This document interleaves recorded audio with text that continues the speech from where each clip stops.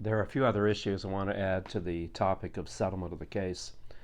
If there is a deal made and minutes of settlement are signed, very often the document will contain a term that may require you as the employee to say nothing offensive or about the employer, or not to discuss the terms of settlement publicly. And there may be other obligations of a similar nature that you want imposed upon the employer. The point of all this is that if there is a violation of that term of settlement, for example, in a real life case, there is a provision in the minutes of settlement which prevented the employee from discussing the terms of settlement. And she published a post basically saying the case settled and she was happy with the terms. There's something relatively benign of that nature.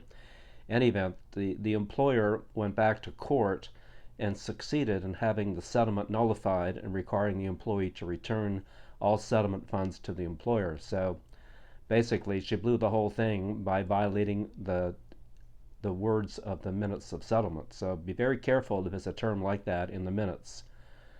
The other thing I wanted to mention is that there's a recent federal court decision in a tax case which allowed CRA access to the terms and documents being exchanged between the parties. This wasn't an employment case, but it will apply in concept to an employment case. It required the parties to the case to reveal to CRA the terms of negotiations going back and forth between them, the mediation briefs, and as the judge said in the case, it's like CRA was in the room watching the settlement discussions. So be very careful what you are saying back and forth between the opposing parties, as it may well end up in the hands of the CRA.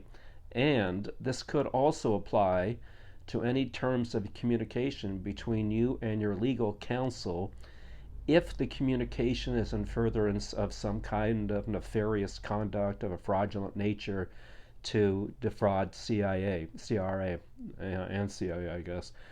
In other words, be very careful what you're committing to writing in terms of any documentation going back and forth.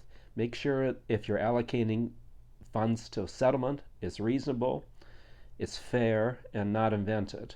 And I mentioned earlier in the previous video about having funds allocated to a claim for loss of reinstatement.